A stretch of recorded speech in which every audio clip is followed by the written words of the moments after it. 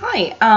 A lot of my friends have been telling me that I have to make a video diary about my experience as an exchange student on Tatooine.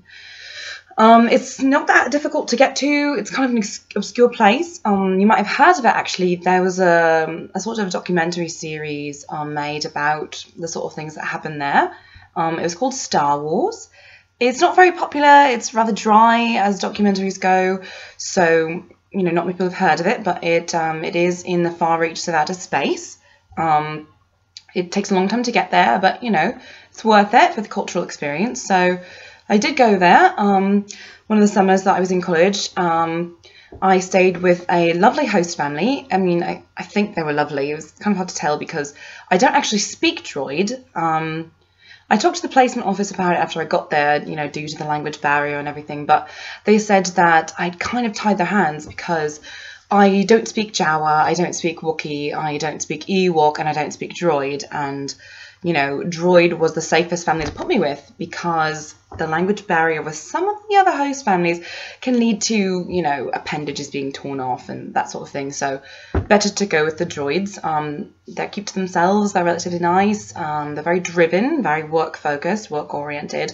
So they told me I had to get a job, which is great. It's a valuable experience, gives you a new perspective on the culture. So I decided to work at the cantina, one of the cantinas on Tatooine. Thought it would be pretty easy work. I'd done bartending before, clean up a few spilt beers, serve a few tables.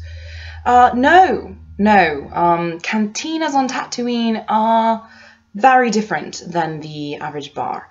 I think the worst part of the job was at the end of the day, you got to clean up all the dead aliens and then try to fit them into the trash compactor, which is not always easy. The trash compactor is kind of the wrong size for the amount of dead aliens that you get in an average shift, so that really sucked. I did actually consider getting a new job. I applied for the position of administrative assistant with the Huts. However, their work uniform was really unacceptable. I don't want to work at Hooters, so I'm certainly not going to wear the administrative assistant uniform for the Huts. Plus, their severance package, if you decide to quit or are fired, is not very good. You don't get any severance pay. You are either fed to a Rancor or a Sarlacc. So, not ideal. I kept my job at the cantina. But, it wasn't all work and no play. I did a few fun things when I was there. I actually went on a couple of dates, met a guy. He's actually featured in the documentary. He's a little bit famous. I'm not going to brag. It's a little bit embarrassing. I went out with Luke Skywalker. You might have heard of him if you're a fan at all of the documentary series.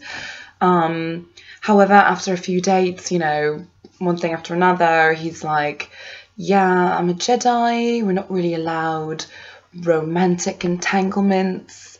It's not you, it's me being a Jedi. So, that kind of sucked. But, last I heard, he's a hermit on an island in the middle of nowhere eating moss and looking at rocks. So, I think I won the breakup. Not going to brag, but yeah, my life is so much better than that. So I don't really understand why everyone's like, oh my gosh, do a video diary. It's just like anybody else that study abroad. I had a job, I dated some of the locals and, had some issues with my host family. I think that's a fairly standard experience in a study abroad program.